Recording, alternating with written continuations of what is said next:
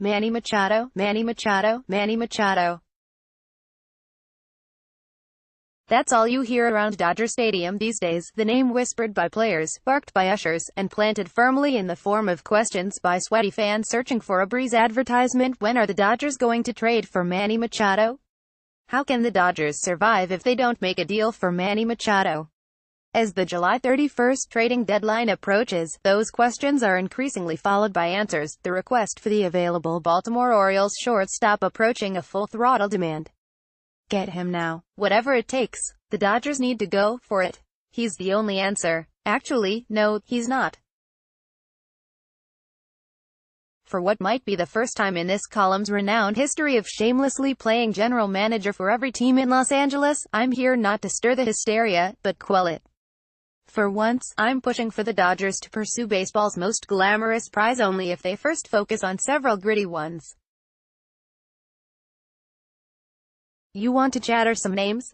Try these names: Zach Britton, Jerry's Familia, Raisel Iglesias, Kyle Barraclough, Brad Ziegler. You've heard of some of them, right? You can find them at the end of games, at the bottom of the box scores, and squarely in the middle of the Dodgers' potential championship hopes column. Dodgers have a history of making trade deadline deals and need to deal for another Manny by Dylan Hernandez. July 13, 2018, 11 p.m. They're all accomplished and potentially available relief pitchers.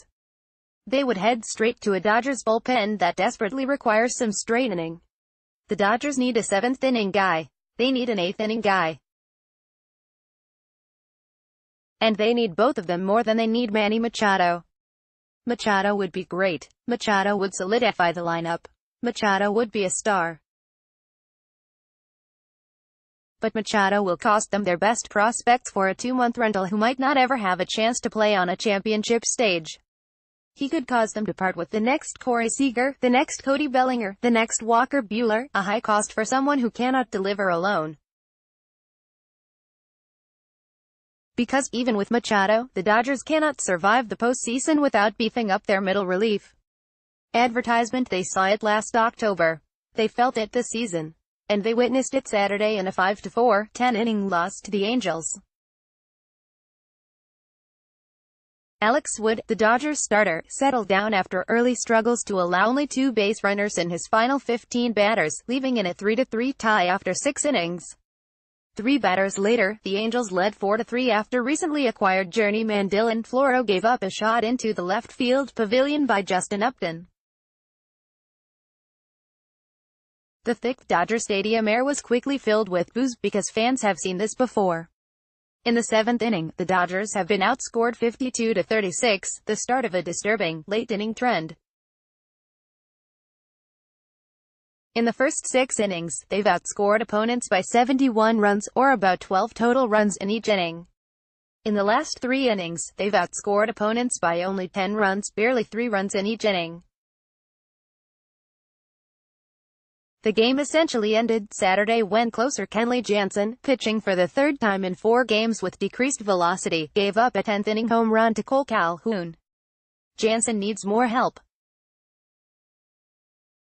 The Dodgers have tried everyone from Daniel Hudson to Scott Alexander to Eric Odell, and the bullpen has had some recent success with a sub-3.00 earned run average in July, but nobody has consistently stepped up to a level leading to October trust.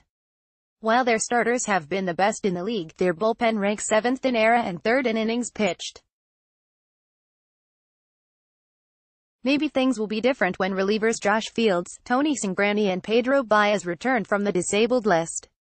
Wait a minute, we're all waiting to be saved by Baez? If Machado showed up, he would immediately be the Dodgers' leader with 23 home runs and 64 runs batted in. He would be hailed as a tremendous temporary fix for the loss of Seager, and it would be yet another deadline triumph for Andrew Friedman and Farhan Zaidi. But the Dodgers are already 1st in the league in home runs, 3rd in on-base plus slugging percentage, and 5th in runs.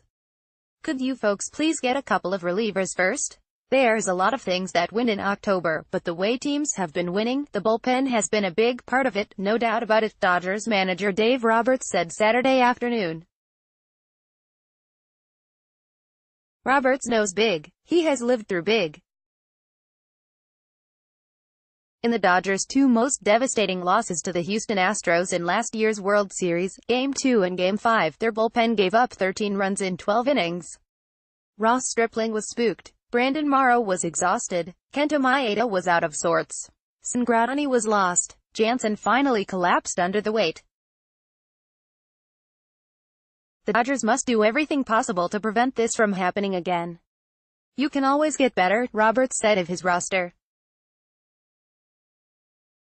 "Our guys, front office, have been very good and they've shown they can do whatever makes our team better. The folks in the Dodgers front office have been brilliant this season by being calm. They could have thrown prospects into the pot for a big trade when Seager was injured, but did not. They could have chased a starting pitcher when Clayton Kershaw went down, but did not. The thing that I'm most proud of is, there was no panic, there was just kind of staying the course," Roberts said. "Where we're at, it's a good thing." Buoyed by a mixture of cast-offs and veteran consistency, they'll indeed enter the All-Star break as the team to beat in the National League. But this year's stakes are higher. This is about late October. It is a month that will be fun with a strong Machado. But it is a month that won't last long without a stronger bullpen.